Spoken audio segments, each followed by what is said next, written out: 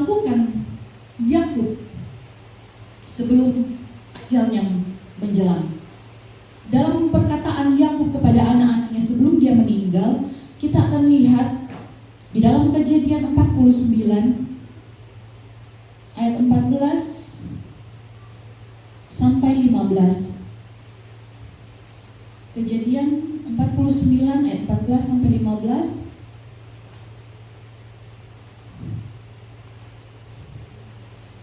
Baik, saya bacakan untuk kita semua.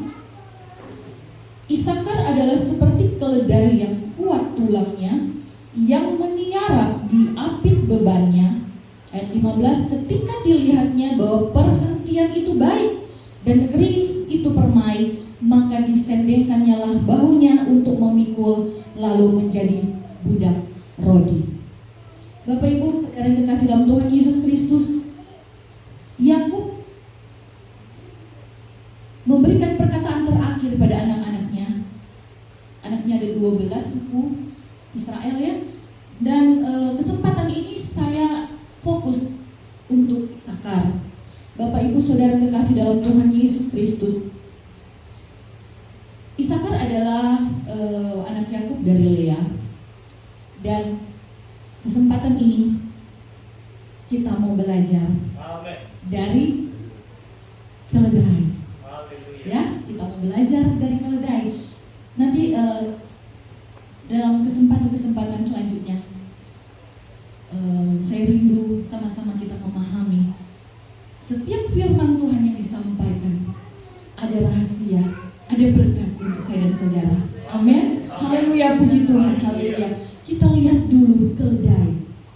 Ada stigma, ada pandangan yang melekat kepada binatang keledai ini. Binatang keledai ini diidentikan dengan binatang yang bodoh dan keras kepala. Mengapa Bapak Ibu? Sampai kemudian ada pepatah yang katakan bahwa hanya keledai yang jatuh di lubang yang sama. Begitu dungunya dia, begitu bodohnya dia. Tetapi kenapa dia dicatat dalam firman Tuhan? Ya Bapak Ibu, suatu ketika di zaman dahulu, orang yang memakai keledai untuk tunggangan bahan-bahan bawaan mereka akan menaruh di depan keledai itu wortel, ya Bapak Ibu. Nah, keledai ini akan mengikuti kemanapun wortel itu berada. Jadi kalau wortelnya digeser ke kiri, dia ke kiri, ke kanan, dia ke kanan, lurus, dia lurus. Makanya dia disematkan bahwa binatang ini bodoh sekali Bapak Ibu. Dan kedua, kenapa dia dikatakan bahwa keledai itu keras kepala? Keras kepala karena pada saat di padang gurun, karena dia hidup di sana, kemudian ada pemangsa yang datang atau ada sesuatu yang ingin menyerang dia tetap diam di tempat. Dia tidak lari. Bodoh. Orang lihat bodoh dan keras kepala Bapak Ibu. Tetapi kemudian apa lagi? Keledai dibandingkan dengan kuda karena posturnya atau tubuhnya mirip-mirip ya Bapak Ibu. Sering dibandingkan dengan kuda, sehingga ada pepatah yang bilang keledai kok mau jadi kuda. Untuk orang-orang yang dikatakan orang-orang yang tidak mampu atau tidak bisa berbuat apa-apa, terus kemudian mau jadi sesuatu yang bisa berbuat apa-apa, dibandingkan keledai dengan kuda. Nah, kita lihat perbandingan apa sebenarnya. Kuda itu ditunggangi oleh orang, ya, oleh raja kalau zaman dahulu, oleh prajurit dalam peperangan. Tetapi sementara keledai itu ditunggangi oleh barang, entahkah itu kepentingan untuk perang ataupun perbekalan. Jadi kuda itu gambaran kebesaran, sementara kalau keledai itu sebagai hamba atau suruhan saja Bapak Ibu. Kemudian apa lagi? Kuda itu larinya cepat, keledai itu pelan lari jalannya. Dan kuda itu harganya mahal, sementara keledai harganya murah. Kuda itu tinggi, besar, dan gagah. Keledai itu pendek dan jelek. Apalagi suaranya Bapak Ibu. Dalam kitab yang kitab dari agama lain dia katakan seburuk-buruknya suara keledai. Ya, tetapi kenapa Bapak Ibu? Saya kemudian mencari banyak referensi, kemudian saya penasaran dengan kenapa Isakar disebut seperti keledai Bapak Ibu. Kita lihat dulu sejarahnya. Yakub sebenarnya tidak mencintai Isakar, ya, tidak mencintai Isakar. Mungkin itu sebabnya dia menyamakan Isakar dengan keledai. Ya Bapak Ibu, manusia kan, walaupun kita seorang seorang ibu, seorang bapak, kadang-kala kita ada perbedaan kepada anak-anak kita. Ya, aku ya jujur ya Bapak Ibu.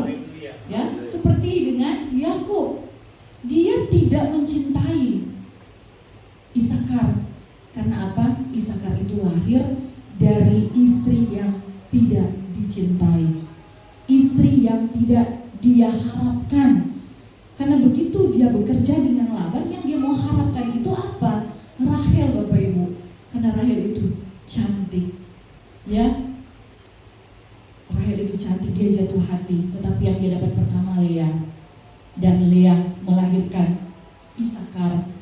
Sehingga Isakar itu disebut bahwa Isakar itu man of reward, ya, orang dari hadiah atau man of hire, sewaan, ya, dapatnya dari sewahan sebagai upah. Karena apa Bapak Ibu?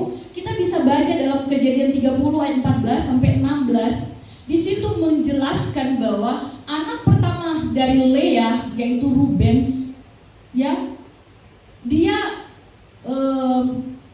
menemukan sebuah buah dudaim dan dia bawa kepada Lea, ibunya. Dia mau kasih ke Lea, dan konon bahwa buah dudaim itu adalah buah kesuburan.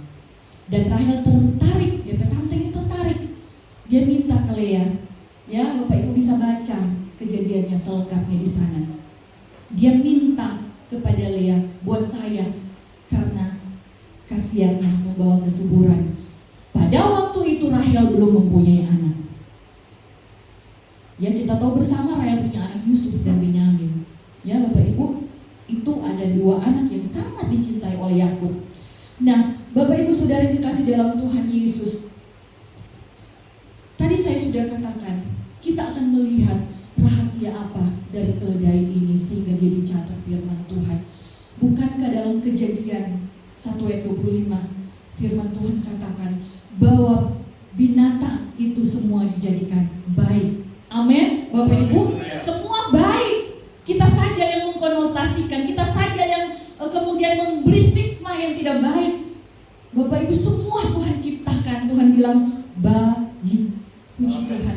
Dan Ayub berkata bahwa kita harus belajar kepada binatang. Ya, dalam Ayub 12 ayat 7a di sana dikatakan, bertanya kepada binatang maka engkau akan diberinya pelajaran. Pelajaran. Bertanya kepada binatang, engkau akan diberi pelajaran. Kalau Tuhan tulis tentang keledai, Tuhan akan memberikan pelajaran bagi saya dan saudara tentang keledai. Untuk itu mari kita bertanya siang hari ini, apa yang Tuhan inginkan kita pelajari lewat binatang keledai. Pertama Bapak Ibu, saya mencatat bahwa keledai adalah binatang yang mempunyai telinga yang besar. Telinganya besar Bapak Ibu, lebih dari telinga kuda. Lebar dan besar. Itu bicara apa Bapak Ibu Saudara yang dikasih dalam Tuhan Yesus Kristus? Bukankah kita diciptakan Tuhan mempunyai dua telinga satu mulut supaya apa? Kita banyak mendengar. Telinga kita lebar seperti telinga keledai, ya. Untuk mendengar kita lebih banyak, lebih luas, lebih besar mendengar akan firman Tuhan. Karena dikatakan dalam Roma 10 ayat 17, iman timbul dari pendengaran akan firman. Amin. Haleluya, puji Tuhan. Yang kedua, Bapak Ibu, telinga keledai besar, lebar, dan dia selalu mengipas. Jadi dia fungsinya sebagai kipas. keledai hidup di padang gurun, panas. Dia perlu telinganya untuk mendinginkan suhu tubuhnya. Mari kita belajar Bapak Ibu. Dalam Mazmur 37 ayat 8, di sana dikatakan marah dan panas hati membawa pada kejahatan. Jadi kita kipas kehidupan saya dan saudara, supaya emosi kita dingin, ya, supaya kita tidak panas hati. Kita fungsikan firman Tuhan itu untuk mendinginkan hati kita. Amin. Haleluya, puji Tuhan, haleluya. Yang ketiga Bapak Ibu, lamban bereaksi. Dari segi positif kita akan belajar di sini Bapak Ibu. Kalau kuda, dia didatangi oleh hal-hal yang entah apapun itu, Bapak Ibu, coba Bapak Ibu lihat, dia akan segera lari. Kalau kasih kaki Bapak Ibu, dia akan angkat kaki kemudian pergi jauh-jauh, lari lebih cepat. Tetapi kita lihat Bapak Ibu, ternyata keledai punya alasan untuk dia diam. Karena apa? Diam itu ternyata dia bertahan dan melawan. Wow, luar biasa Bapak Ibu. Dia kecil, tetapi sesuatu yang datang di hadapan dia tidak gentar, dia tidak lari, ya Bapak Ibu. Dia tidak seperti orang yang latah Bapak Ibu, ya. Tanpa dipikirkan keluar perkataan yang tidak berguna, tetapi keledai dia akan tetap bertahan dan bahkan dia melawan. Saya dan saudara, mari belajar untuk cepat mendengar, lamban berkata-kata dan lamban untuk marah. Renungkan segala sesuatu yang mendatangi saya dan saudara, karena itu bisa jadi berkat Bapak Ibu. Jadi apapun yang datang bagi kita, kita mau belajar untuk kita merenungkan itu. Bukankah firman Tuhan bilang, renungkanlah siang dan malam. Ya, segala yang kita akan lakukan, kita bertanya pada Tuhan, Tuhan, apakah ini sesuai dengan kehendak-Mu? Ya Bapak Ibu, puji Tuhan. Haleluya, puji Tuhan. Kita cepat mendengar dalam Yakobus 1 ayat 19. Tetapi lamban berkata-kata, lamban untuk marah. Puji Tuhan Bapak Ibu. Dan kita kembali kepada ayat pokok kita, Kejadian 49 ayat 14 sampai 19. Saya rindu kita akan melihat dalam terjemahan yang lain firman Allah yang hidup. Ayat 14 terlebih dahulu. Firman Allah yang hidup dikatakan di sana, Isakar adalah seperti keledai kuat yang sedang beristirahat di antara kantung-kantung muat. Jadi yang pertama, keledai itu kuat. Makanya beban yang diberikan oleh tuannya untuk dia angkut itu berat sekali Bapak Ibu. Sampai dia harus terseok-seok membawa beban itu. Tetapi dia adalah binatang yang kuat. Dalam Efesus 6 ayat 10 dikatakan, mari kita kuat di dalam Tuhan. Haleluya. Bapak Ibu, kita harus kuat seperti keledai dan memikul beban. Di situ dikatakan dia memikul beban. Di dalam terjemahan yang terjemahan baru dikatakan di sana, tulang kuatnya meniarap diapit bebannya. Jadi pada saat dia beristirahat itu dia masih pegang bebannya. Dia masih badannya itu masih ada beban. Bukankah di dalam Matius 11 ayat 29 sampai 30 dikatakan, kuk yang Tuhan pasang bagi saya dan saudara enak dan ringan. Haleluya Bapak Ibu. Tetap kita memikul beban itu. Memikul apa? Memikul salib. Salib itu bicara tentang apa? Pertobatan saya dan saudara. Memikul keselamatan kita. Tetap dalam keadaan apapun, dalam keadaan engkau pun beristirahat, tetap kita pikul itu. Ya. Jangan dalam zona nyaman kemudian kita lepaskan. Kadangkala kita Bapak Ibu jatuh karena kita tidak mau memikul beban itu saat kita pada zona-zona nyaman. Bapak Ibu Saudara kekasih dalam Tuhan Yesus Kristus, mengapa dia begitu bertahan sampai pada saat-saat dia perlu juga istirahat, dia tetap memikul bebannya.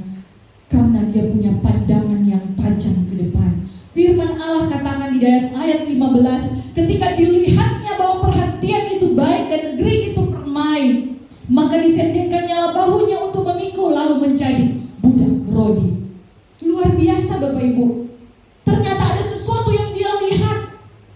Dan tahukah saya dan saudara bahwa penglihatan keledai itu tajam sampai 97 km ke depan. Mari saya dan saudara punya pandangan yang tajam, yang secara manusia tidak bisa melihat sampai sejauh itu. Tetapi saya percaya jemaat di sini bisa melihat sejauh imanmu. Amin. Haleluya, puji Tuhan. Sorga yang Tuhan janjikan itu saudara tidak terlihat dengan mata orang biasa, tetapi terlihat oleh mata iman yang tajam. Sejauh apapun itu engkau percaya, karena bukankah Tuhan hanya sejauh doa? Ya, bagi orang yang tidak mengenal Tuhan, kerajaan sorga itu jauh, seperti 97 km, ya pengertiannya jauh sekali. Tetapi kita akan bisa menjangkaunya dengan iman saya dan saudara. Kita memikul beban kehidupan saya dan saudara, memikul kuk yang Tuhan pasang, kepercayaan yang Tuhan berikan, tanggung jawab yang Tuhan berikan, pelayanan yang Tuhan berikan. Mari kita pikul itu dengan penuh pengharapan, karena ada upah besar yang menanti kita di seberang sana. Haleluya, puji Tuhan. Seperti keledai yang walaupun dikatakan dia mengerjakan pekerjaan Rodi, dalam hal ini semacam terpaksa begitu. Bukankah kadang-kala kita tanda kutip terpaksa, karena kita harus memaksa memacu kehidupan saya dan saudara untuk kita mematikan kehidupan kedagingan saya dan saudara. Kita harus penuh dengan usaha untuk bekerja keras. Amin, haleluya. Pekerjaan Rodi, tetapi itu pekerjaan kalau yang Tuhan berikan sungguh berkatnya luar biasa. Amin, haleluya. Puji Tuhan, haleluya, puji Tuhan. Ketika dilihatnya bahwa perhentian itu baik dan negeri itu permai, ketika dilihat jemaat Solidio, ya, bahwa perhentian kita permai, perhentian kita baik, mari kita berpengharapan di dalam Tuhan. Tuhan, kami sementara memikul beban-beban hidup kami. Kami sementara mengerjakan keselamatan kami yang kadang-kala membuat kami menjadi lemah, menjadi menghadapkan hal-hal yang tidak kami kehendaki. Sakit, daging kami sakit, tetapi kami tahu surga tempat yang mulia dan permai. Haleluya, puji Tuhan, haleluya. Saudara mau tinggal di dunia ini selama-lamanya, saudara? Firman Tuhan katakan di atas 70 tahun, 80 tahun itu udah sengsara ya Bapak Ibu. Sudah mulai banyak penyakit datang. Haleluya, puji Tuhan, haleluya. Kita tidak tinggal selama-lamanya di sini. Kita punya surga yang Tuhan janjikan, negeri yang penuh dengan kemuliaan dan kebahagiaan. Puji Tuhan, haleluya, puji Tuhan. Di dalam kita lihat di ayat 15 ini ditegaskan kembali dalam firman Allah yang hidup. Ketika ia melihat betapa baiknya negeri itu dan betapa subur keadaan tanahnya, ia rela memikul bebannya dan melayani majikannya dengan giat. Kita punya majikan, Tuhan Yesus. Mari kita layani Tuhan dengan giat. Kita sandangkan bahu kita. Kita terima setiap kepercayaan yang Tuhan berikan bagi saya dan saudara untuk melayani Dia, dan kita kerjakan itu dengan giat. Amin, Bapak Ibu Saudara yang dikasihi dalam Tuhan Yesus Kristus. Bahkan dikatakan dalam bahasa Indonesia masa kini, dilihatnya betapa baiknya tempat itu dan betapa indahnya negeri itu, maka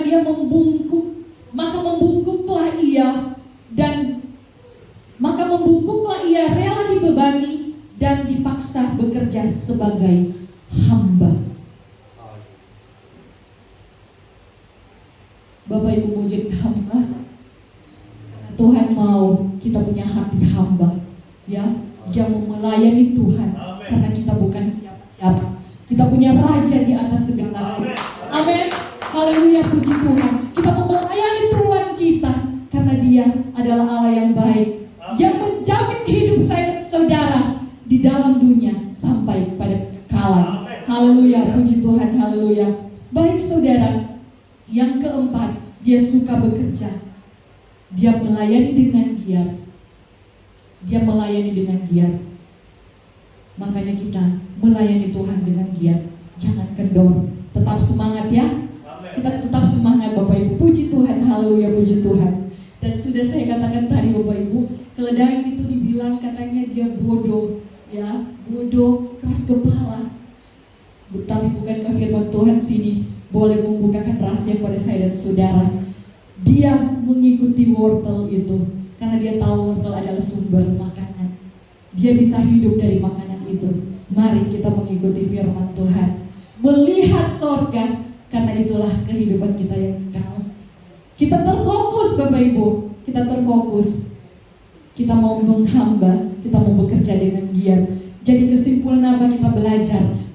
Dengar firman Tuhan, tidak cepat emosi, merenungkan firman Tuhan, kuat di dalam Tuhan, pikul salib, dan kita boleh yakinkan dalam kehidupan saya dan saudara bahwa berkat Tuhan ada di dalam dunia ini. Bahkan Tuhan akan memberikan berkat jaminan yang kekal di sorga, dan kita akan bekerja melayani Tuhan karena kita adalah hambanya. Puji Tuhan Bapak Ibu Saudara kekasih dalam Tuhan Yesus Kristus.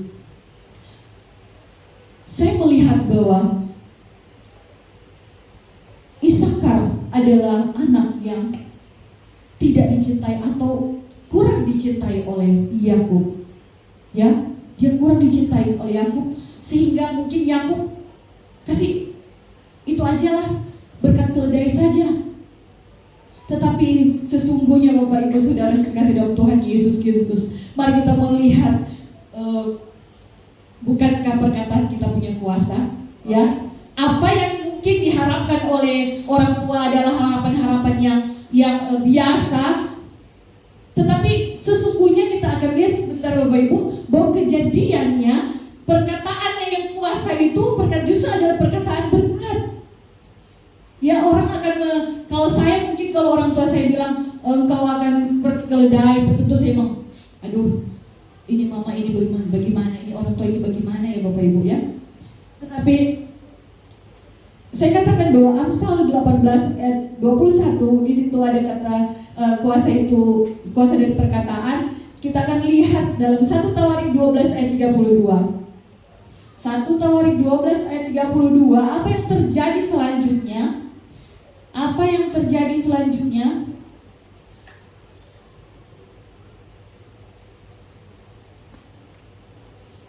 Satu Tawarik 12 ayat 32, kita lihat di situ bahwa dikatakan dalam firman Tuhan, dari Bani Isakar orang-orang yang mempunyai pengertian tentang saat-saat yang baik, sehingga mereka mengetahui apa yang harus diperbuat orang Israel. 200 orang kepala dengan segala saudara sesukunya yang di bawah perintah mereka. Ya, jadi Isakar direkrut oleh Daud 200 orang. Tetapi apa? Dikatakan dalam firman Tuhan, dia mempunyai pertama pengertian yang baik. Pengertian yang baik. Bani Isakar orang-orang yang mempunyai pengertian tentang saat-saat yang baik. Ya, dia mempunyai pengertian tentang hari-hari yang baik. Dia mempunyai pengertian tentang waktu. Diajarkan dalam firman Tuhan. Bapak Ibu Saudara dikasih dalam Tuhan Yesus, dalam Mazmur 90 ayat 12. Ajarlah kami menghitung hari-hari kami sedemikian, sehingga kami memperoleh hati yang bijaksana. Amen. Ketika kita mau belajar menghitung kehidupan saya dan saudara, apa yang Tuhan sudah kerjakan bagi saya dan saudara, kita akan mengerti. Itulah yang terjadi bagi Bani Isakar. Dia punya pengertian tentang hari-hari yang baik. Pengertian hari-hari yang baik. Karena ternyata Bapak Ibu Saudara yang kekasih dalam Tuhan Yesus Kristus, seekor keledai mempunyai ingatan sampai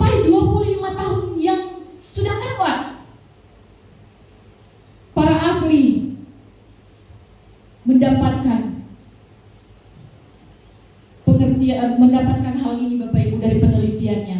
Sampai 25 tahun yang lalu keledai bisa mengingat tempat, jalan atau apapun yang dia lewati.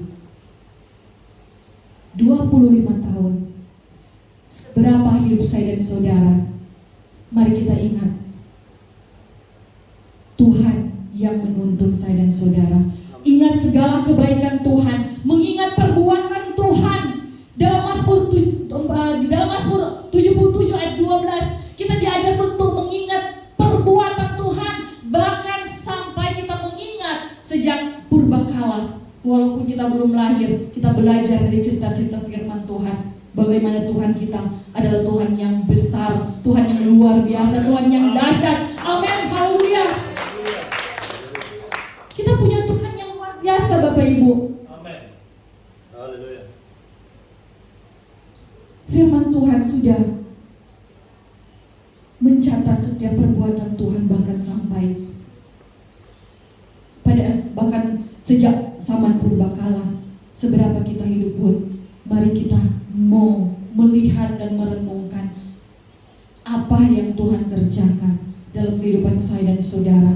Karena kalau kita bisa ada di tempat ini, itu bukan karena karena kita punya kemampuan untuk menjaga kesehatan, atau bukan karena kita kuat, kita mampu untuk menjaga diri kita, tetapi itu karena kekuatan Tuhan, penyertaan Tuhan. Amin, haleluya, puji Tuhan. Banyak kesaksian, saya yakin bagi kehidupan pribadi kita, bagi kehidupan pelayanan hamba Tuhan di tempat ini, bahwa Tuhan yang kita agungkan, Tuhan yang kita sembah itu Tuhan yang luar biasa. Kuasanya ajaib, kuasanya besar Bapak Ibu. Kalau kita masih hidup sampai sekarang ini, itu karena berkat Tuhan. Amin, haleluya. Mari kita mau menjadi seorang Isakar yang mengerti hari-hari baik. Mengerti hari-hari baik dalam pengertian kita boleh merenungkan setiap kebaikan Tuhan, karena hari-hari baik itu yang Tuhan berikan bagi saya, saudara. Puji Tuhan, haleluya, puji Tuhan. Kemudian yang kedua Bapak Ibu, Bani Isakar mengetahui apa yang diperbuat oleh orang Israel. Dia mengetahui strategi apa yang harus dikerjakan. Walaupun dalam jumlah yang sedikit 200, kalau kita baca selengkapnya tentang kisah ini Bapak Ibu, ada berapa ribu, berapa puluh ribu dibanding yang lain. Hanya 200 orang. Ya, hanya 200 orang dari Bani Isakar. Tetapi Bani ini menjadi penentu.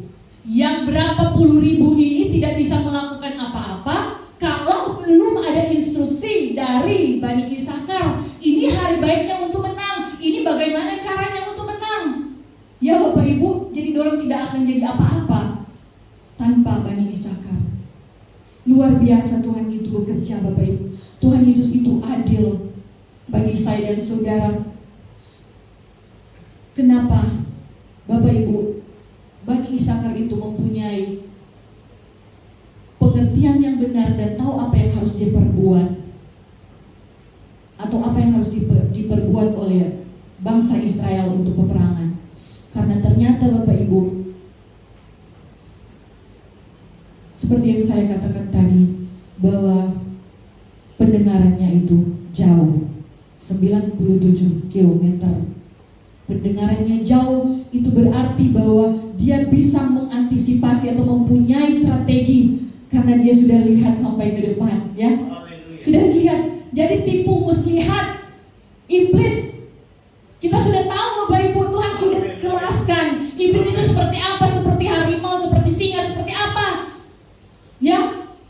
Iblis itu menggoda seperti apa, pekerjaannya, apa yang akan dia lakukan.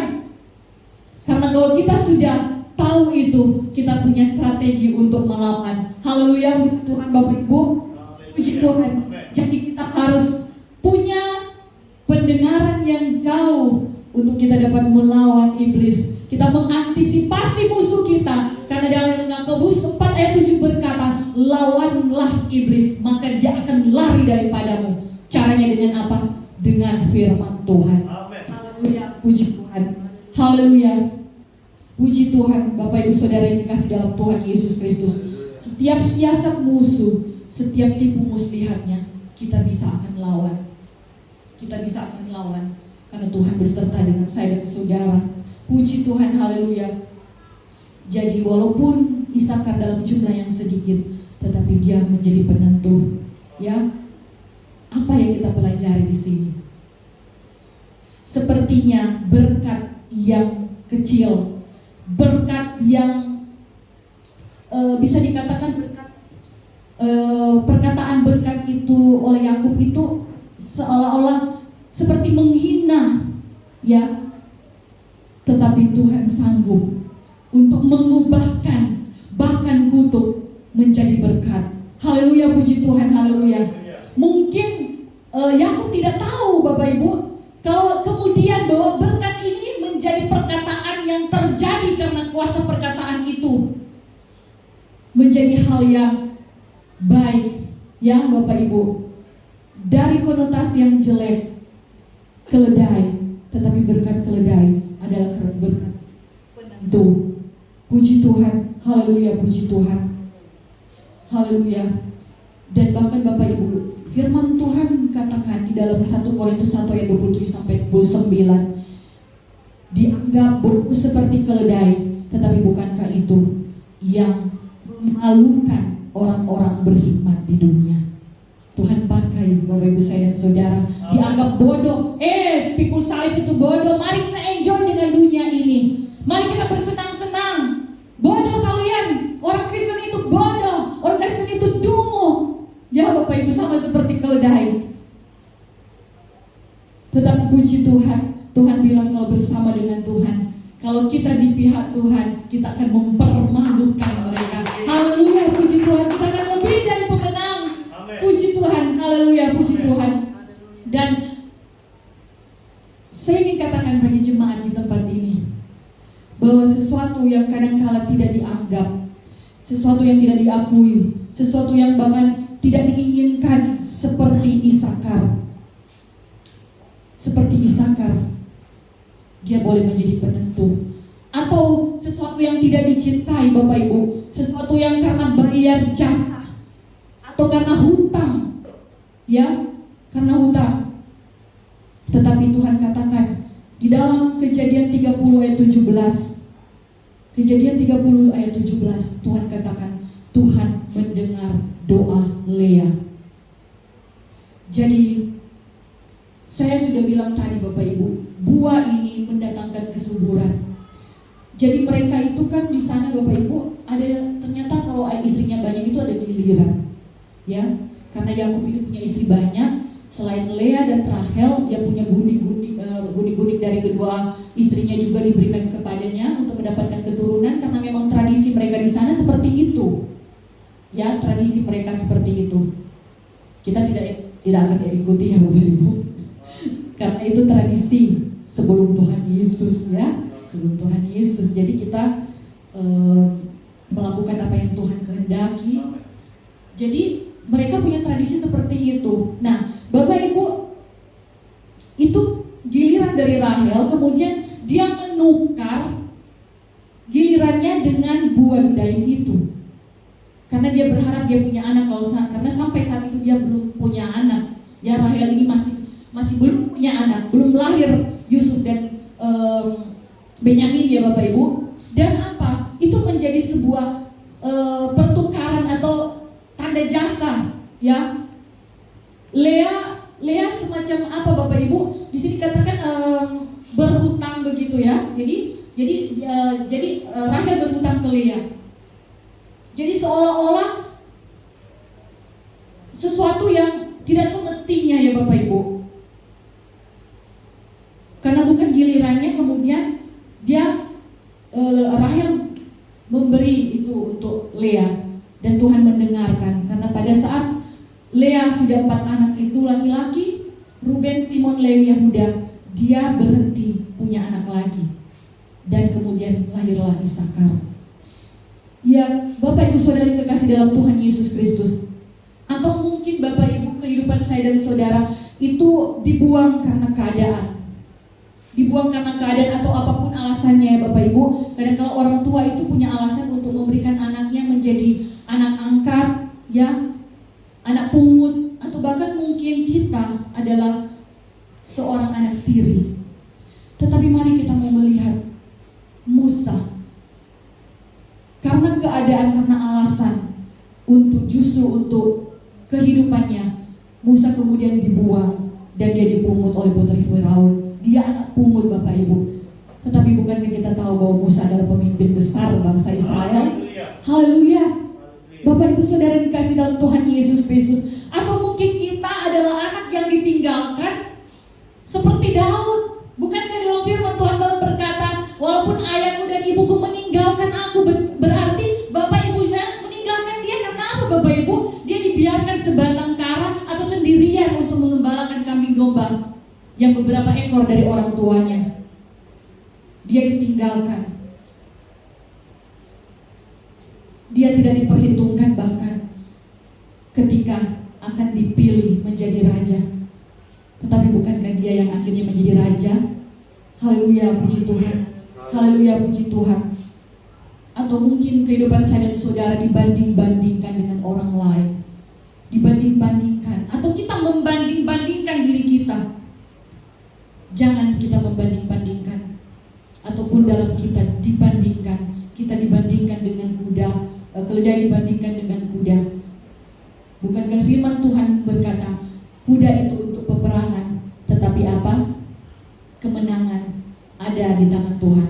Haleluya, puji Tuhan, haleluya. Jadi siapapun saya dan saudara, bagaimanapun keadaanmu, engkau dibuang, engkau ditelantarkan, engkau bukan dianggap, engkau ditinggalkan, engkau tidak diperhitungkan. Ingat Musa, ingat Daud, ingat Isakar, ingat Lea. Ya, kemenangan ada di tangan Tuhan. Dan bukankah Daud berkata, sekalipun ayahku dan ibuku meninggalkan aku, Tuhan menyambut aku. Haleluya, puji Tuhan, haleluya. Berkat yang seolah-olah adalah berkat kehinaan seorang keledai, tetapi keledai Tuhan bisa pakai juga Bapak Ibu. Tuhan mengubahkan segala sesuatu, mendatangkan kebaikan. Hal-hal yang dianggap sebagai sesuatu yang bukan berkat, sesuatu yang bisa berkata itu sesuatu yang kutuk, tetapi Tuhan boleh mengubah. Kalau di tangan Tuhan, berkat boleh berubah menjadi kutuk, boleh menjadi berkat di tangan Tuhan. Amin. Haleluya, puji Tuhan, haleluya. Bapak Ibu Saudara yang dikasih dalam Tuhan Yesus Kristus. Karena mengapa keledai itu dicatat? Karena Tuhan ingin memberi pelajaran bagi saya dan saudara, bagaimana kehidupan saya dan saudara, apapun Tuhan pakai, Tuhan akan gunakan. Ya, nilai-nilai itu yang mari kita renungkan dalam kehidupan saya dan saudara. Bapak Ibu Saudara, bukankah dicatat dalam firman Tuhan keledai yang menegur Bileam? Keledai bisa bicara. Engkau yang dianggap bodoh, engkau yang ditelantarkan, engkau yang tidak diperhitungkan, engkau akan bicara dan bisa menegur orang-orang lain, ya Bapak Ibu. Engkau akan dipakai untuk melayani Tuhan dalam pekerjaan yang luar biasa. Dan apalagi Bapak Ibu, kita lihat Simson. Dia memukul dengan tulang rahang keledai. Dia membunuh 1000 orang dalam Hakim-Hakim 15. Bapak Ibu tahu, bahkan tulang dari keledai, tulang rahang keledai, Simson pakai membunuh 1000 orang. Puji Tuhan, Bapak Ibu Saudara yang dikasih dalam Tuhan Yesus Kristus. Dan bukankah firman Tuhan bilang bahwa yang dipakai oleh Tuhan Yesus, yang dinaiki Tuhan Yesus itu seekor keledai untuk masuk di kota Yerusalem. Bapak Ibu Saudara yang dikasih dalam Tuhan Yesus Kristus, Tuhan Yesus naik keledai. Ya, seolah-olah itu keledai ditunggangi, seolah-olah keledai itu menanggung beban. Tetapi tidakkah kita lihat kaki siapa yang injak di pakaian-pakaian yang ditaburkan di jalanan? Bukankah itu kaki dari keledai. Haleluya, puji Tuhan. Kalau saya melayani Tuhan, saya dan saudara mau melayani Tuhan dengan giat, kita akan menikmati kemuliaan Tuhan. Amin, haleluya. Kita injak itu semua, dan kita yang akan nikmati kalau kita dalam pelayanan bersama dengan Tuhan. Tuhan pakai saya dan saudara. Puji Tuhan, haleluya. Puji Tuhan, puji Tuhan. Yakub mungkin saja tidak peduli pada Isakar, tetapi Tuhan sanggup, karena Tuhan peduli bagi saya dan saudara juga. Amin, haleluya. Puji Tuhan. Atau mungkin ada suatu ketika kita berhadapan dengan orang yang mengutuk kita, tetapi kita tidak perlu takut ya Bapak Ibu. Kita tidak perlu takut, kita punya Tuhan yang mengubahkan segala sesuatu, mendatangkan kebaikan bagi saya dan saudara. Bahkan kutuk pun menjadi berkat. Puji Tuhan. Tuhan menciptakan keledai itu baik, apalagi torang semua. Torang manusia penuh dengan kemuliaan Tuhan ciptakan. Haleluya, puji Tuhan. Puji Tuhan, haleluya. Puji Tuhan. Jadi sekali lagi Bapak Ibu Saudara kekasih dalam Tuhan Yesus Kristus, saya ingin mengingatkan bagi saya dan saudara, mari kita belajar firman Tuhan pada siang hari ini. Mungkin engkau orang yang kadangkala sesuatu stigma orang itu melekat pada dirimu. Engkau orang buangan, engkau orang yang tidak bisa berbuat apa-apa. Tetapi tahukah engkau, Tuhan akan pakai engkau. Haleluya, puji Tuhan. Jangan bilang kita tidak mampu. Tuhan yang mampukan saya dan saudara. Dan Tuhan akan memberikan kita menikmati segala kemuliaan Tuhan apabila kita mengerjakan setiap pelayanan yang Tuhan berikan bagi saya dan saudara. Mari kita ambil pelayanan itu. Kalaupun engkau dianggap bodoh, bukankah engkau akan dipakai Tuhan? Mempermalukan dunia yang menganggap dirinya bijak, engkau akan mempermalukan mereka. Puji Tuhan. Bapak Ibu Saudara kekasih dalam Tuhan Yesus Kristus, saya rindu kita semua untuk melakukan lagu yang berkata, siapakah aku ini?